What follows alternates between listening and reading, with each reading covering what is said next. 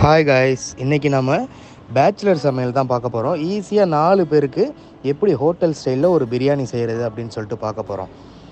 இது ரொம்ப சிம்பிளான ஸ்டெப்ஸ் தான். ஃபாலோ பண்ணிட்டு மறக்காமல் ஃபுல் வீடியோ பாருங்கள். வாங்க சேனலுக்குள்ளே போகலாம். Welcome to boss diaries.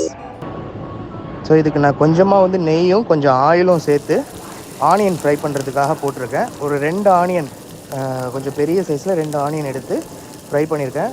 நல்லா ப்ரௌனிஷ் வர அளவுக்கு ஃப்ரை பண்ணிக்கோங்க. அதோடு சேர்த்து இஞ்சி பூண்டு பேஸ்ட் 2 பூண்டு, அதுக்கு தேவையான அளவு இஞ்சி, ஓகேவா, அது சேர்த்து நல்லா கிரைண்ட் பேஸ்ட்டாக போட்டு அதையும் நல்லா ஸ்டிர் பண்ணி வதக்கிக்கோங்க.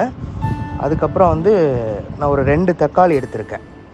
2 தக்காளி, கொஞ்சம் கொத்தமல்லி தழை, 2 பச்சை மிளகா, அதையும் அதோடையே போட்டு நல்லா பாயில் ஆகணும். தக்காளி நல்லா ஸ்மாஷ் ஆகி வரணும் இந்த மாதிரி.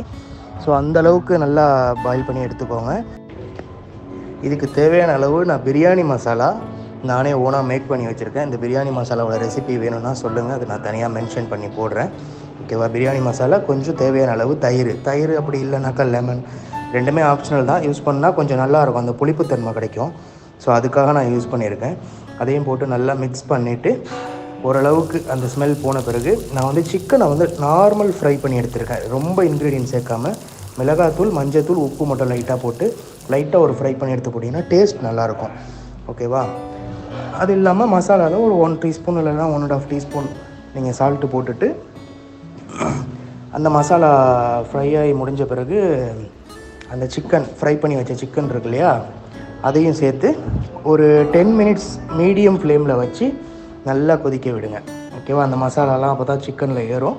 ஸோ மீடியம் ஃப்ளேமில் வச்சு நல்லா கொதிக்க விட்டுட்டு பாஸ்மதி ரைஸ் நான் ஒரு 600 கிராம்ஸ், இது ஒரு 4 பேருக்கு நான் சமைச்சிருக்கேன், ஓகேவா. அதனால் நான் 600 கிராம்ஸ் பாஸ்மதி ரைஸ் எடுத்து அதை நான் ஹாஃப் பாயில், அதாவது முக்காவும் வேகக்கூடாது, ஃபுல்லாகவும் வேகக்கூடாது, ஒரு ஹாஃப் பாயிலில் எடுத்திருக்கேன்.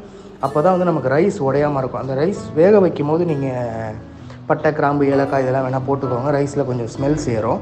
அதில் ஒரு 1 டேபிள் ஸ்பூன் உப்பு போட்டு நல்லா ஒரு அரை வேக்காடு வந்த பிறகு அதை அப்படியே எடுத்து இந்த மசாலாவில், வேக வச்ச மசாலாவை மேலே வச்சு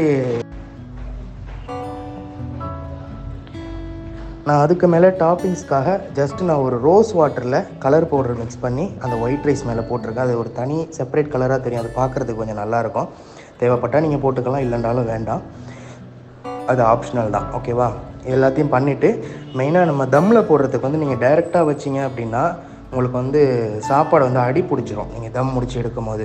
ஸோ நான் ஒரு பிளேட் வச்சு தம்மில் போட்டு மேலே ஒரு வெயிட் வச்சு ஓப்பன் பண்ணியிருக்கேன். நம்ம எதிர்பார்த்த மாதிரி சிக்கன் பிரியாணி ரெடி. டேஸ்ட்டும் நல்லா இருந்தது. அதேமாரி அந்த ரைஸ் பாயில் ஆன அந்த தன்மையுமே சூப்பராக இருந்தது. ஸோ பிடிச்சிருந்தால் லைக் பண்ணுங்கள், சொந்தம் தொடர ஃபாலோ பண்ணிக்கோங்க. நாளைக்கு பார்ப்போம்.